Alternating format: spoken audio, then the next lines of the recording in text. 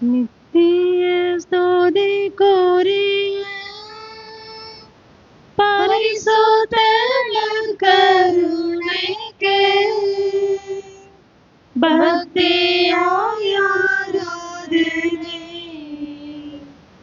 எத்திசையும் புரிவோம். நித்திய ஸ்துதிக்குரிய நற்கருணை நாதர்க்கே எத்திசையும் புகழை சாற்றிடுவோம் வாருமே. நித்திய ஸ்துதிக்குரிய பரிசுத்த பரமதிவ்ய நற்கருணைக்கு சதா ஆராதனையும் துதியும் சோஸ்திர நமஸ்காரமும் உண்டாக கடவுளே.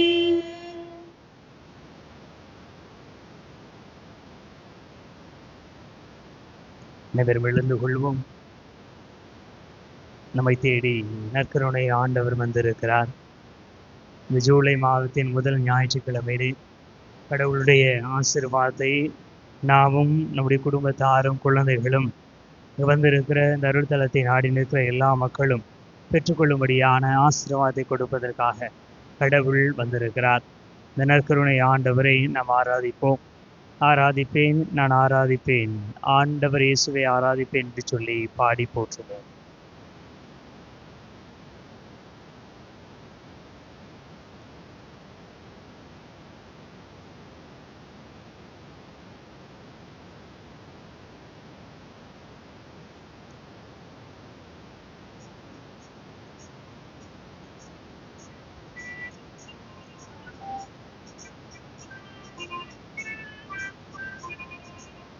ஆராதிப்பேன், நான் ஆராதிப்பேன், ஆண்டவர் இயேசுவை ஆராதிப்பேன். ஆராதிப்பேன், நான் ஆராதிப்பேன், ஆண்டவர் இயேசுவை ஆராதிப்பேன். ஆராதிப்பேன், நான் ஆராதிப்பேன், ஆண்டவர் இயேசுவை ஆராதிப்பேன். ஆராதிப்பேன், நான் ஆராதிப்பேன், ஆண்டவர் இயேசுவை ஆராதிப்பேன். ஆராதிப்பேன், நான் ஆராதிப்பேன், ஆண்டவர் இயேசுவை ஆராதிப்பேன்.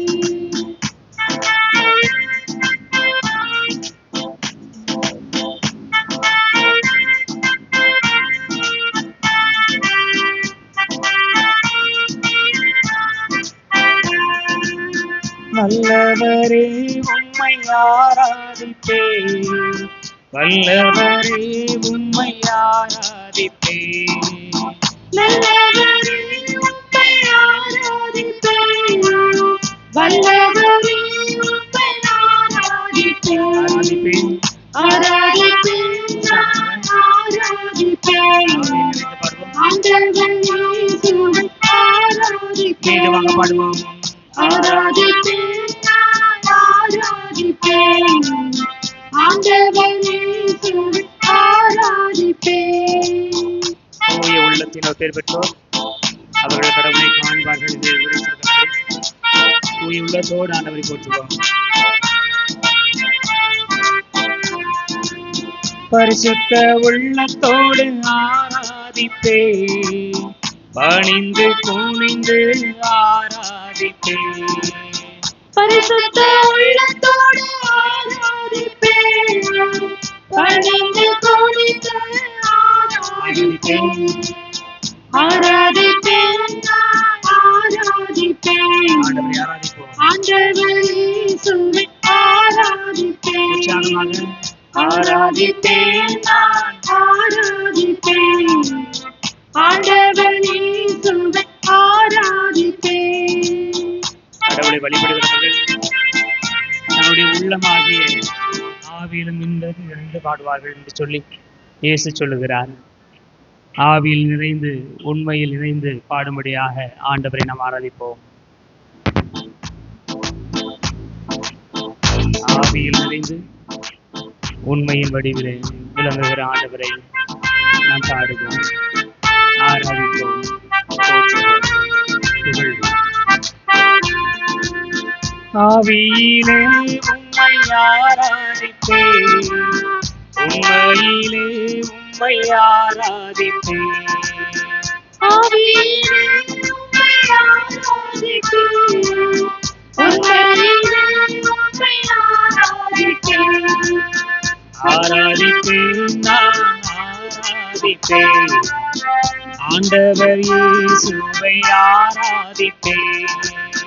ஆராதிப்பேன், நான் ஆராதிப்பேன், ஆண்டவர் இயேசுவை ஆராதிப்பேன். ஏராளமான தூதர்கள் ஆண்டவருடைய இரக்கத்தின் அறிவை சொல்லி தூயவர் தூயவர் என்று சொல்லி அவர்கள் பாடி போட்டுக் கொண்டிருக்கிறார்கள். அந்த தூதர்களோடு சூஸ்ம பணிகளோடு நாம் இணைந்து ஆரம்பிப்போம். தூதர்களோடு ஆராதிப்பேன், ஸ்தோத்திர பலியோடு ஆராதிப்பேன். தூதர்களோடு ஆராதிப்பேன், ஸ்தோத்திர பலியோடு ஆராதிப்பேன். ஆராதிப்பேன், ஆராதிப்பேன், ஆண்டவர் இயேசுவை ஆராதிப்பேன்.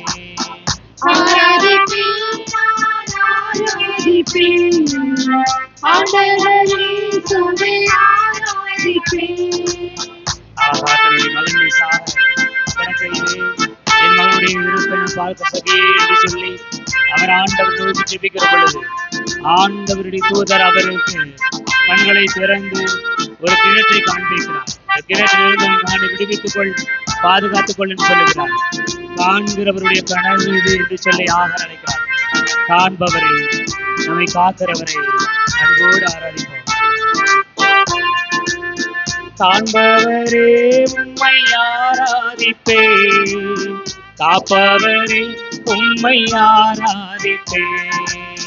காப்பவரே உம்மை ஆராதிப்பேன், காப்பவரே உம்மை ஆராதிப்பேன்.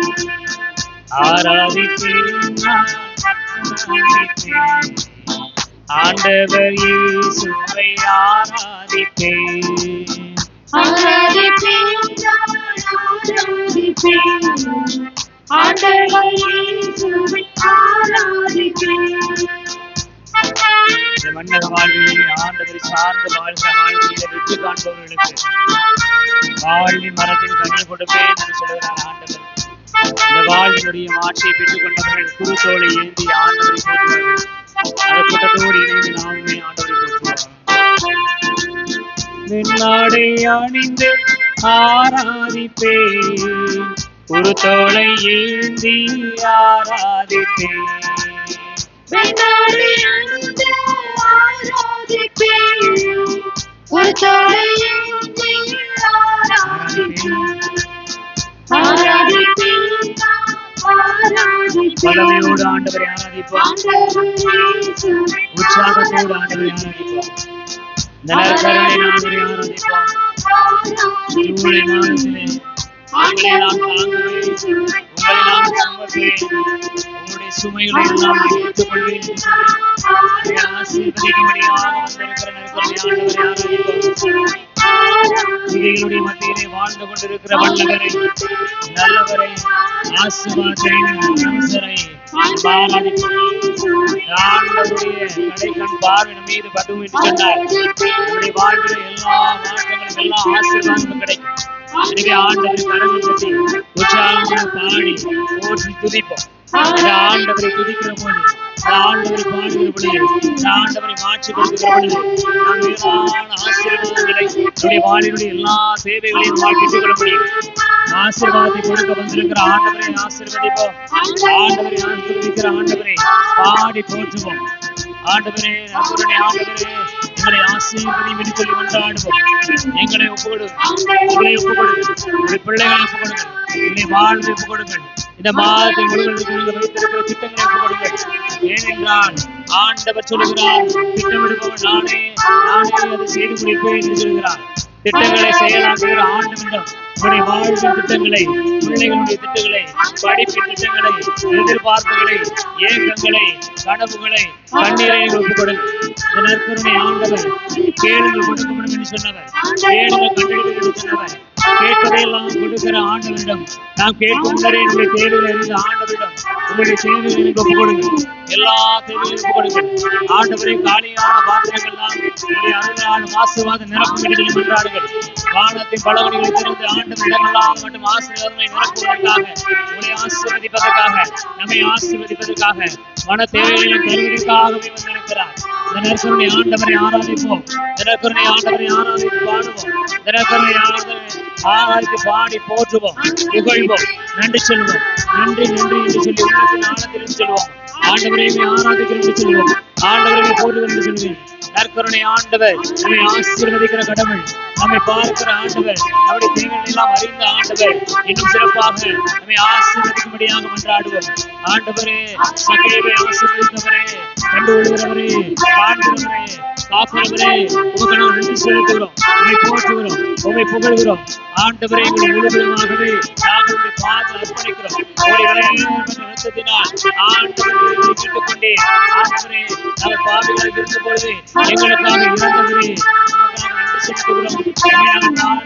போற்றி துதிக்கிற இந்த வேளையிலே ஆண்டவரே, விண்ணவரோடு விண்ணாடை அணிந்து குருத்தோடு ஏந்தியவர்களாக நாங்கள் பாடி போட்டுகிற இந்த நேரத்திலே ஆண்டவருடைய ஆசீர்வாதம் கடந்து வருவதாக, எங்கள் மீது இறங்குவதாக, எங்களுடைய பிள்ளைகள் மீது இறங்குவதாக, வல்லமையான வளக்கரத்தால் ஆண்டவர் எங்களை ஆசீர்வதிப்பீராக. உங்களுடைய ஆசீர்வாதம் எங்களுக்கு இருக்கிறால் ஆண்டவரே, நாங்கள் எதையும் செய்வதற்கான ஆற்றலை பெற்ற மக்களாக வாழ்வோம். தாவீது அரசன் சொல்வாரே, ஆண்டவருடைய துணை நம்பி நான் மதில்களை தாண்டுவேன், கோட்டைகளை உடைப்பேன், ஆண்டவர் என்னை காத்துக்கொள்வார் என்று எங்களை காக்கும்படியாக ஆண்டவர் எங்களை இருக்கிறாங்க. இறைமையா இருக்கிறேன், உன்னை விடுவிக்கவும் காக்கவும் உங்களோடு இருக்கிறேன் என்று சொல்லி எங்களை காக்கும்போது எங்களை விடுவிக்கும்போது வந்திருக்கிற ஆண்டவரே, நாங்கள் ஆராதிக்கிறோம், நாங்கள் ஆராதிக்க மாட்டோம், ஆராதிக்கப்பட்டு எங்களை ஆசீர்வதிக்கிறோம். ஆராதிப்பேன், நான் ஆராதிப்பேன் ஆண்டவர் இயேசுவை ஆராதிப்பேன். கண்களை மூடியபடி கரங்களை நெஞ்சோடு தாங்கியவர்களாக ஆண்டவரை ஆராதிப்போம். ஸ்துதிகளின் மத்தியில் வாழுகிற இந்த கடவுளை ஆராதிப்போம். ஆராதிப்பேன், ஆராதிப்பேன் ஆண்டவர் இயேசுவை ஆராதிப்பேன். ஆண்டவரை ஆராதிப்போம். ஆராதிப்பேன், நான் ஆராதிப்பேன்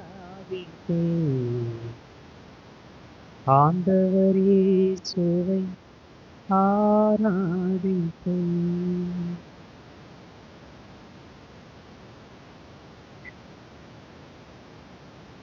அமர்ந்து கொள்வோம்.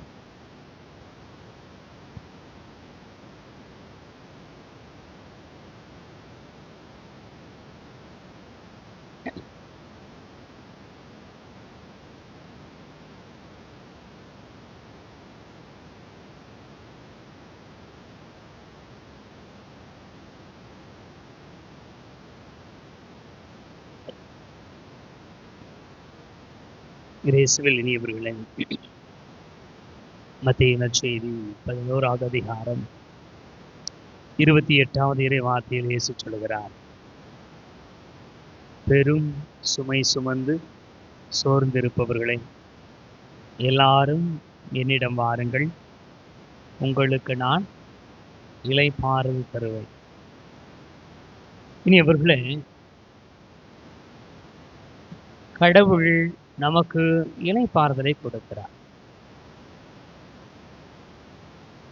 நாம் சுமக்கிற சுமைகளிலிருந்து நமக்கு ஓய்வு கொடுக்கிறார்.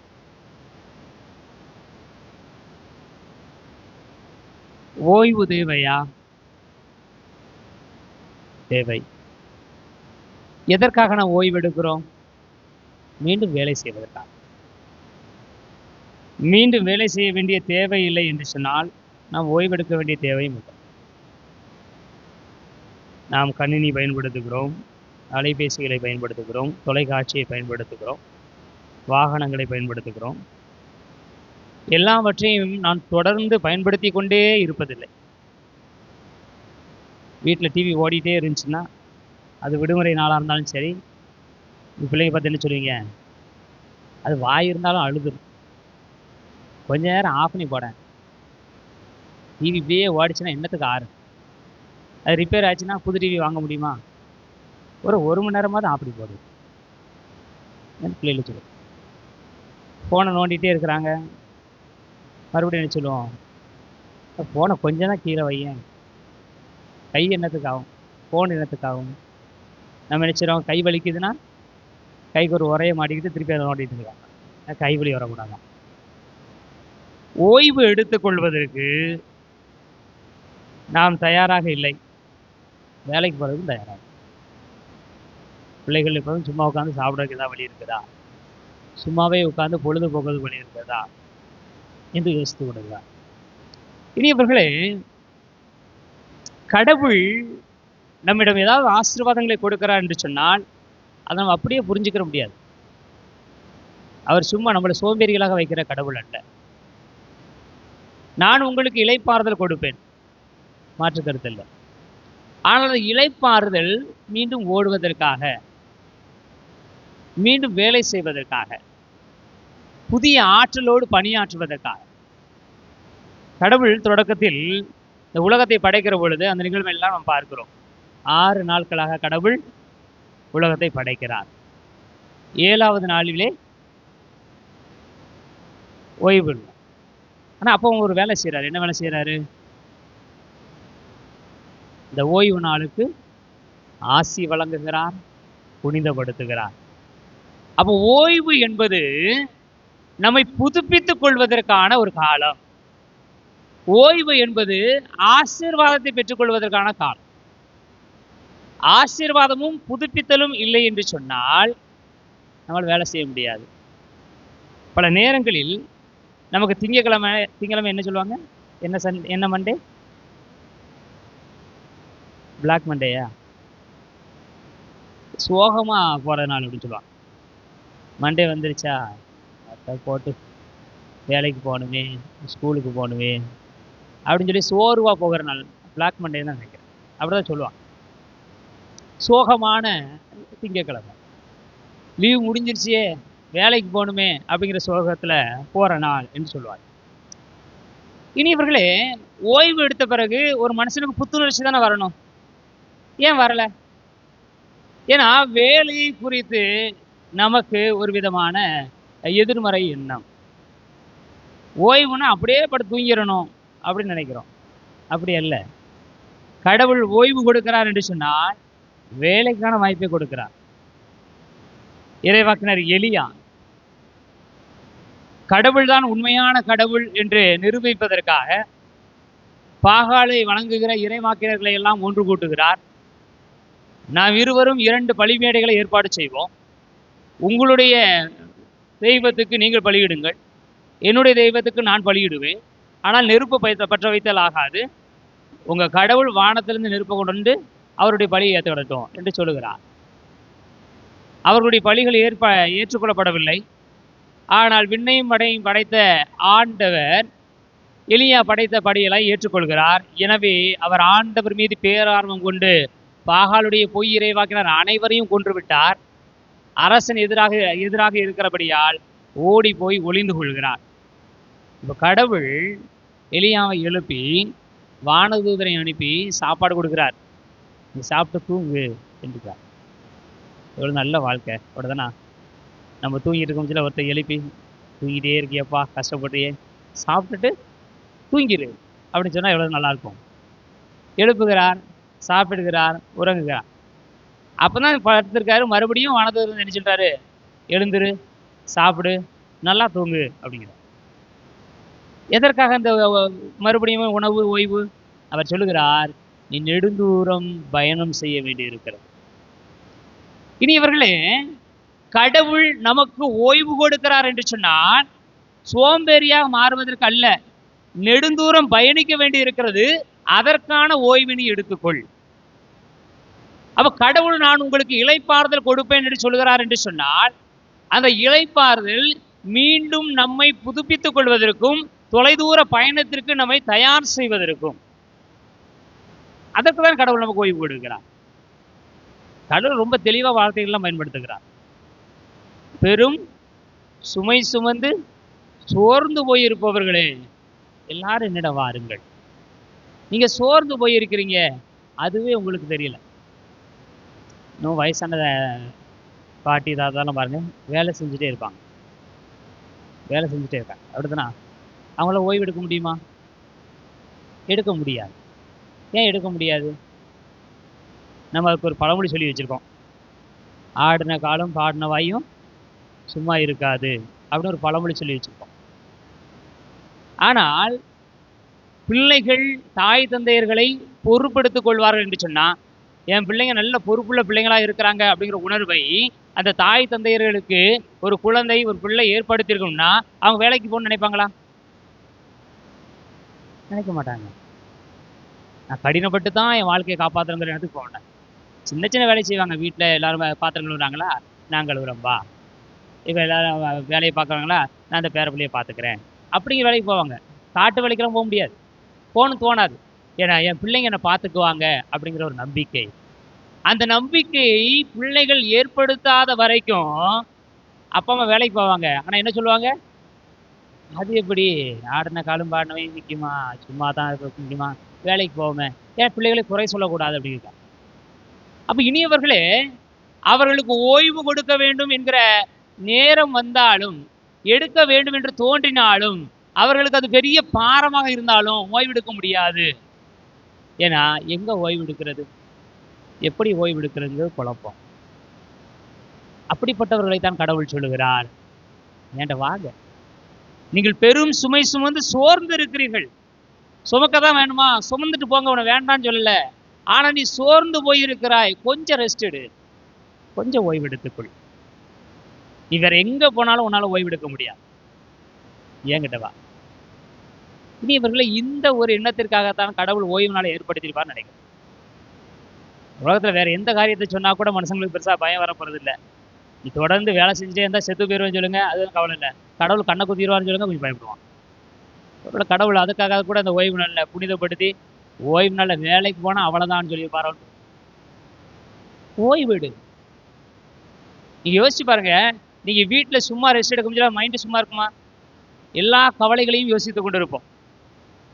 ஓய்வு நாள் நீங்க வீட்டுல இருக்கிறீங்க, என்ன சொல்லுவோம், பிள்ளைங்களுடைய சத்தம் அல்லது அவங்க ஏதாவது வம்பு இருக்கும், யாராவது ஒருத்தர் வருவார் போவார் பேசுவார், டிவி சத்தம் கேட்கும், ஃபோன் சத்தம் கேட்கும், யாராவது ஃபோன் பேசுவார், இப்போ ஏதாவது ஒன்று நடந்துகிட்டு இருக்கும்.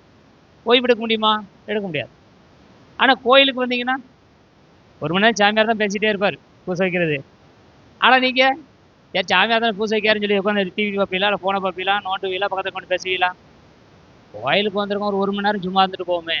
அந்த சும்மா இருத்தல் எல்லா விதமான கவலைகளிலிருந்தும் உங்களை தூர கொண்டு வந்துடும். ஒரு முக்கியமான ஃபோன் வரும், பேசுவோமா? பேச மாட்டோம். பூசை முடிஞ்சு பேசிக்கலாம். இல்லை எடுத்து தான் ஆடணும், என்ன சொல்லுவோம், எடுத்து காதில் வச்சுட்டு பூசையில் இருக்கேன் நான் முடிச்சுட்டு பேசட்டுமா அவனு வச்சுருவோம். ஆனால் அது வீட்டில் இருந்தால் என்ன என்ன விஷயம், யாரு அப்படின்னு சொல்லி, ஏன்னா சும்மா தானே இருக்கும், அதனால் அவருக்கு வேலை இருக்கானே அப்படி பார்க்க மாட்டோம், கூட ஒரு 1/2 மணி நேரம் பேசும். அப்போ ஆண்டவரிடம் வருகிற பொழுது இந்த உலக கவலைகளில் இருந்து நாம் ஓய்வெடுத்துக் கொள்கிறோம். இன்னும் 6 நாள் ஓட போறோம். ஆனால் ஆண்டவரிடம் வருகிற பொழுது அது 1 மணி நேரமோ 2 மணி நேரமோ ஆண்டவர் நமக்கு இளைப்பாறுதலை கொடுக்கிறார் என்று சொன்னால் தேவையில்லாத எல்லா செயல்பாடுகளில் இருந்தும் கடவுள் நமக்கு ஓய்வு கொடுக்கிறார். கொஞ்சம் ரெஸ்ட் ஆகும், போன சைலண்ட்ல போடுற மாதிரி கொஞ்சம் ஓய்வு எடுத்துக்கணும். இந்த ஓய்வு பணி செய்வதற்கு தான். ஆனா நான் பணி செய்வதற்கான ஆற்றலை பெற்றுக்கொள்வதற்கு நான் உழைத்து கொண்டே இருக்கிறேன், ஓய்வெடுக்கிறதுக்கு எனக்கு நேரமே இல்லைன்னு நினைக்கிறோம். அவர்களை கடவுள் கூப்பிடுகிறார், வா நான் உனக்கு இளைப்பாறுதல் கொடுக்கிறேன். இந்த இளைப்பாறுதல் நேரத்தில் என்ன செய்ய வேண்டி இருக்கிறது, எது தேவை எது தேவையில்லை என்று பார்க்க வேண்டியிருக்கிறது. நீங்க ரொம்ப தூரம் ஒரு சுமையை தூக்கிட்டு போறீங்கன்னு வச்சுங்களேன், இன்னும் ஊருக்கு போகிறதுக்கு வந்து தூரமாக இருக்குது அப்படின்னா ஒரு 2 கட்டு விறகு எடுத்துகிட்டு போகிறீங்க. இதுக்கு மேலே தூக்கிட்டு போக முடியாத ஒரு சூழ்நிலை வருது. கொஞ்சம் ஓய்வு எடுக்காமல் போயிட்டீங்கன்னா, கஷ்டத்தை பார்க்காம போயிட்டு அந்த 2 கட்டு விறகும் வீட்டுக்கு போயிடும். இல்லைன்னா என்ன செய்வீங்க? கொஞ்ச நேரம் உட்காந்துருந்தீங்களா, ஊர் பக்கத்தில் வந்துருச்சுலா, 2யும் தூக்கிட்டு போவா, இது சின்ன கட்டு தானே, ஒரு ஓரமாக வச்சுட்டு போவோம், அப்புறமா வந்து எடுத்துக்கலாம் அப்படின்னு ஒரு எண்ணம் வரும். அது நீங்கள் தோணியிருக்கா?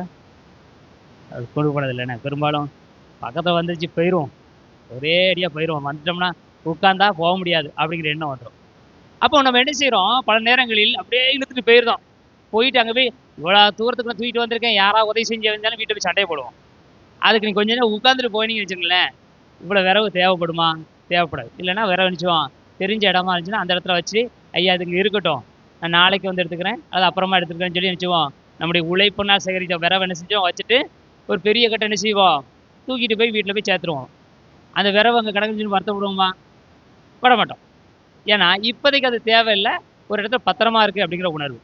அப்போ ஆண்டவர் நமக்கு ஓய்வு கொடுக்கிறார் என்று சொன்னால் இதே செயல்பாடு தான். அவர் என்ன சொல்லுகிறார், உங்களுடைய சுமைகளை எல்லாம் என்கிட்ட வந்து இறக்கி வச்சிருங்க, அது என்ன பத்திரமா இருக்கும், நீ கவலைப்படாது. என் வாழ்க்கைக்கு இது வேணும் அது வேணும்னு சொல்லி நிறைய கனவுகள் வச்சிருக்கிறல்ல, எல்லா கனவும் என்கிட்ட கொண்டது. இப்போ நீ பயணம் போவதற்கு உனக்கு எவ்வளவு ஆற்றல் இருக்கிறது, அந்த ஆற்றலால் உன்னால் எவ்வளவு தூக்கிட்டு போக முடியுமோ அதை மட்டும் கொண்டு போ, பத்திரமா இருக்கு என்கிட்ட. விவிலியம் சொல்லுகிறது, நமக்குரிய பங்கை காப்பவரும் அவரே, வாங்கக்கூடியது வாங்கிட்டேன், பத்திரமா இருக்கும், நான் எதுவும் தூக்கிட்டு போகிறது இல்லை. அப்போ இதை கூட்டிட்டு திரும்பி மறுபடியும் தூக்கிட்டு போனீங்கன்னா அது உனக்கு பெரும் சுமையாக இருக்கும். வேலை செய்யணும் தான், இது உனக்கு தேவைதான், ஆனால் கொண்டு போகிற பொழுது எது தேவையோ, பயணத்திற்கு எதை உன்னால் கொண்டு போக முடியுமோ அதை கொண்டு போ என்று சொல்லுகிறார். எதை கொண்டு போகுது தெரியல, அப்போ உனக்குன்னு ஆசீர்வாதத்தை நான் வச்சிருக்கிறேன், அதை எடுத்துட்டு போ. எனக்கு தான் ஏசு சொல்லுகிறார், என்னுடைய நுகத்தை நீங்கள் ஏற்றுக்கொள்ளுங்கள், என்னுடைய நுகம் அழுத்தாது, என்னுடைய சுமை எளிதாய் உள்ளது.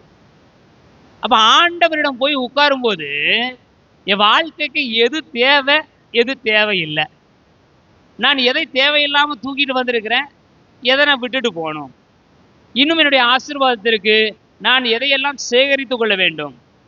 நான் ஆண்டவரிடம் போய் ஓய்வு எடுக்கிறேன் அப்படின்னா ஆண்டவரிடமிருந்து ஓய்வை மட்டுமல்ல அவருடைய ஆசீர்வாதத்தை பெற்றுக் கொள்கிறேன். ஏனென்றால் ஓய்வுனாலே கடவுள் என்ன செய்திருக்கிறார், ஆசீர்வதித்திருக்கிறார், புனிதப்படுத்தி இருக்கிறார். எனவே நான் ஒரு புதுப்பித்தலை பெற்றுக்கொள்ள முடியும். அப்ப ஆண்டவர் இயேசு கிறிஸ்து என்கிட்ட வாங்க அப்படின்னு சொன்னார்னா வந்து சும்மா உட்கார்ந்துட்டு போங்க என்பதற்காக அல்ல. நீங்கள் உங்களுடைய உழைப்பிலிருந்து ஓய்வு பெறுகிறீர்கள், இலைப்பாறுதலை பெறுகிறீர்கள், ஆறுதலை பெறுகிறீர்கள், ஆசீர்வாதத்தை பெறுகிறீர்கள், இன்னும் பணி செய்வதற்கான ஆற்றலையும் நீங்கள் பெற்றுக்கொள்கிறீர்கள். அந்த ஆற்றலையும் ஆசீர்வாதத்தையும் பெற்றுக்கொள்வதற்கு தான் கடவுள் பெரும் சுமை சுமந்து சோர்ந்து இருக்கிற பிள்ளைகளை மக்களை அழைக்கிறார். நம்மெல்லாம் பெரும் சுமைகளை வைத்திருக்கிறோம். நமக்கு என்னென்ன சுமைகள்லாம் இருக்குது, மனச்சுமை பெருசா, உடல் சுமை பெரியது, இந்த சமூகம் தருகிற வேலை பழுவாக இருக்கலாம், அல்லது குற்றம் சாட்டுகிற நிகழ்வாக இருக்கும், இன்னும் பலவிதமான தொல்லைகளை பலவிதமான சுமைகளை சுமந்து கொண்டே போகிறோம். சில நேரங்களில் அந்த சுமை நமக்கு தேவையில்லாமல் கூட போகலாம். ஆனால் அது தேவையா தேவையில்லையா என்று யோசிப்பதற்கு நம்ம கொஞ்சம் நேரம் தேவைப்படுது. அந்த நேரத்தை கூட நாம் பெரும்பாலும் எடுத்துக்கொள்வதில்லை. எனவே கடவுள் இந்த நாளில் இந்த நேரத்தை கொடுத்திருக்கிறார். கண்களை மூடுவோம். நம்முடைய வாழ்வில் இருக்கிற எல்லா சுமைகளையும் ஆண்டவருடைய பாதத்தில் அர்ப்பணிப்போம். பெரும் சுமை சுமந்து சோர்ந்து இருப்பவர்களே எல்லாரும் என்னிடம் வாருங்கள் என்று சொன்ன ஆண்டவர் இவர்.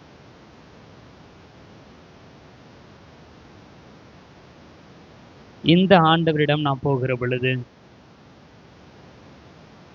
சுமப்பதிலிருந்து ஆறுதலை இலைப்பாறுதலை பெறுகிறோம்.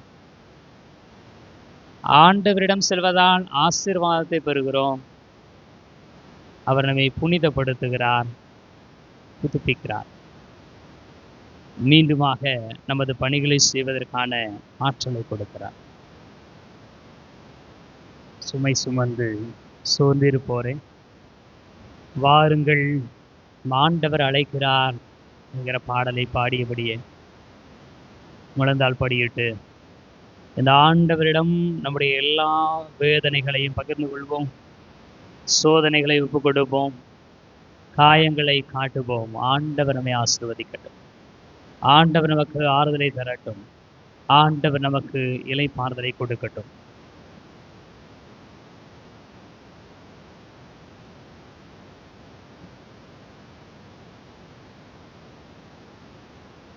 சுமை சுமந்து சோர்ந்திருப்போரே, வாருங்கள், நம் ஆண்டவர் அழைக்கிறார்.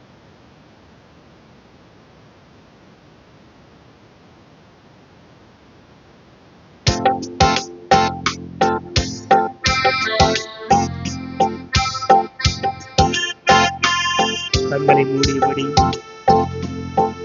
உணர்ந்து பாடுவோம்.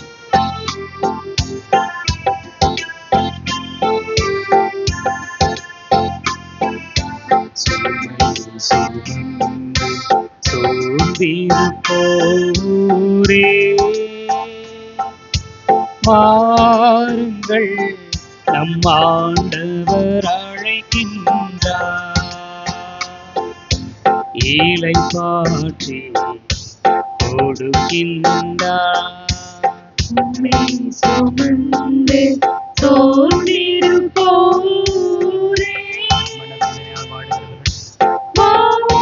நம்முடைய கண்ணீர் கவலைகள்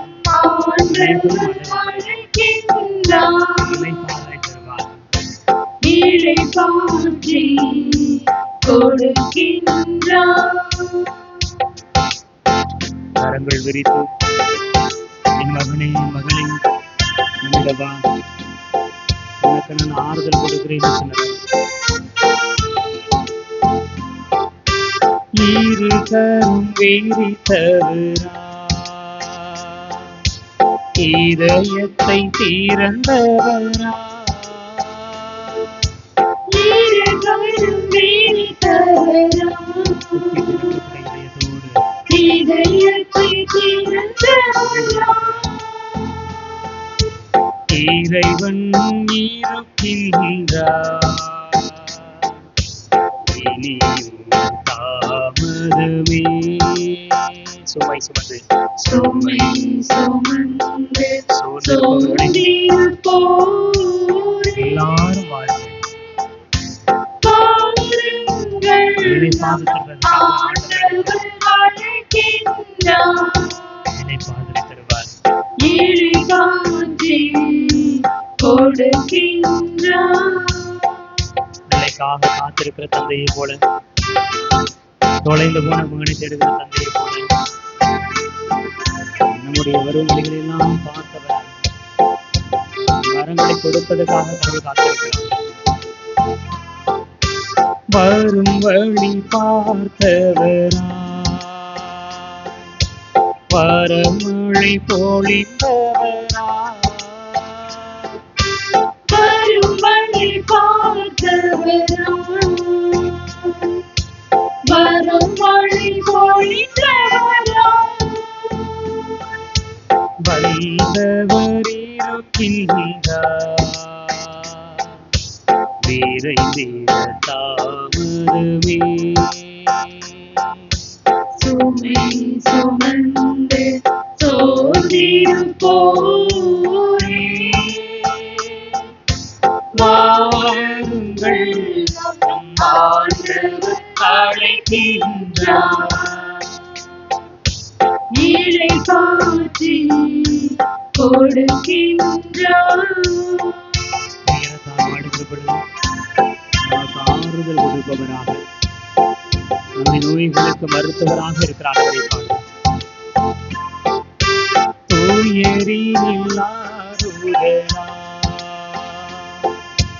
நோயில் மருத்துவரா,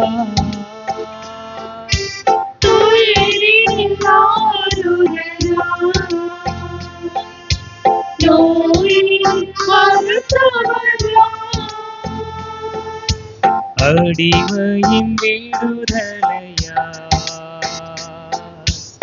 ஆண்டவர் இருக்கின்றார். சுமை சுமந்து சோர்ந்திருப்போரே,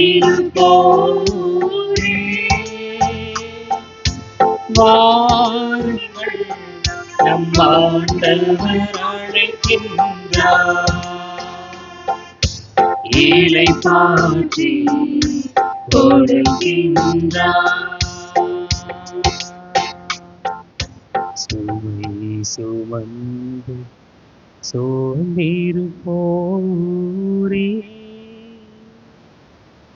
வாருங்கள், நம் ஆண்டவர் அழைக்கின்றார். இலை பாற்றி கொடுக்கின்றார்.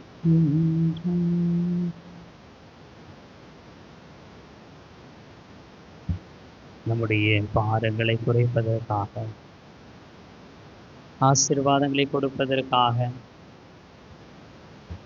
நம்முடைய பயணத்திலே இளைப்பாறுதலை தந்து புதிய வாழ்விற்கு, புதிய பயணத்திற்கு, பணிகளை புதிதாக செய்வதற்கான புத்தாக்கத்திற்கு, ஆற்றலுக்கு வழிநடத்துகிற ஆண்டவர். நம்மை ஆசீர்வதிக்கும்படியாகவே அவர் வந்திருக்கிறார். இந்த ஆண்டவரிடம் மனதின் வழியாக நம்முடைய வேதனைகள், சோதனைகள் அனைத்தையும் பகிர்ந்து கொள்வோம்.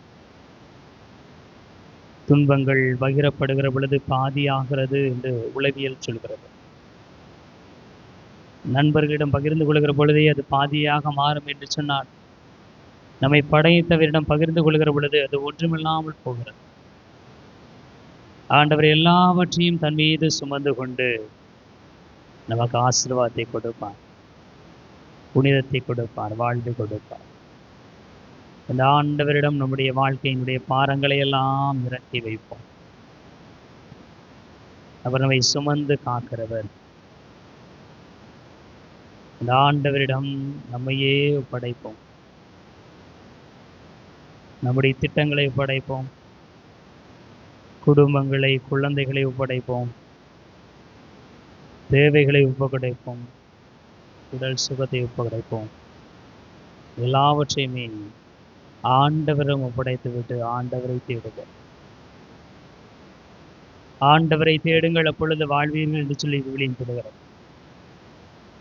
ஆண்டவரை தேடி வாழ்வு பெறும் பொருட்டு, வாழ்வின் நலன்களை பெறும் பொருட்டு, ஆசீர்வாதங்களை பெறும் பொருட்டு, எல்லா நிறைவுகளையும் பெறும் பொருட்டு இயேசுவே நமக்கு கற்பித்த செபத்தை சொல்லி பரமதந்தையிடம் அன்றாடுவோம்.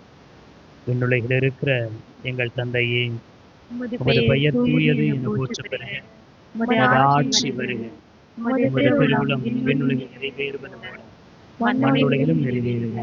எங்கள் அன்றாட உணவை இன்று எங்களுக்கு தார். எங்களுக்கு எதிராக குற்றம் செய்வோரை நாங்கள் மன்னிப்பது போல எங்கள் குற்றங்களை மன்னி. எங்களை சோதனைக்குட்படுத்தாதே, தீமையிலிருந்து எங்களை விடுவித்தருளும். மாண்பியர் கீதம் பாடி ஆண்டவரை போற்றுவோம்.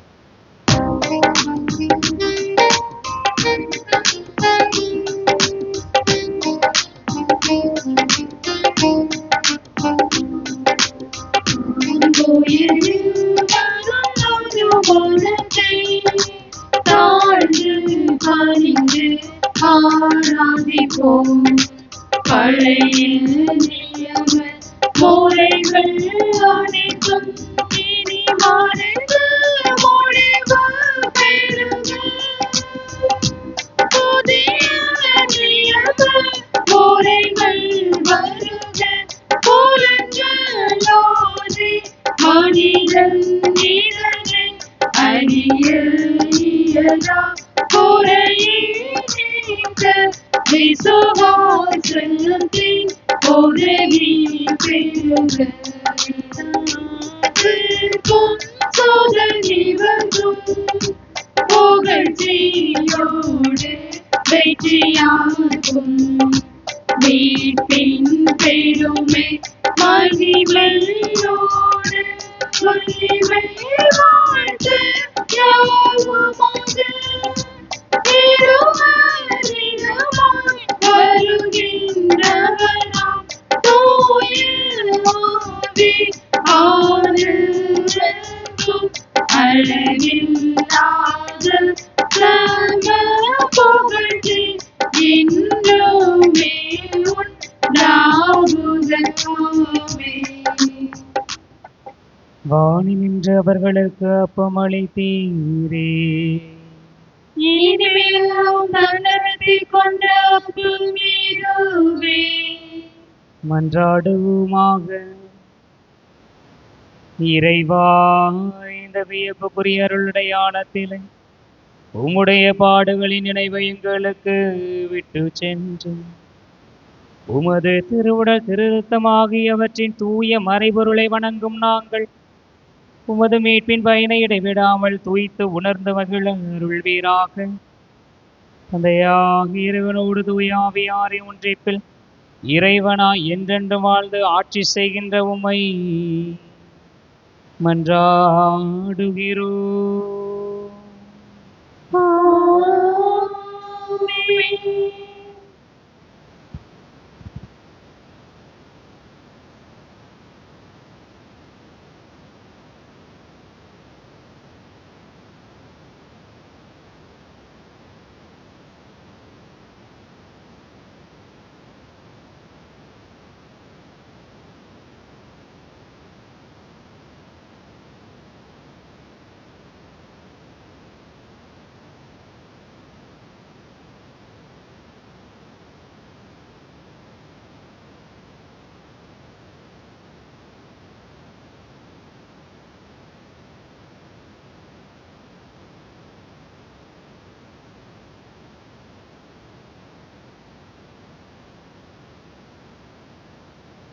நித்திய சோதி கோரிய பரிசுத்தர் கருணைக்கே பக்தியாய் ஆராதனை இசையும் போரே.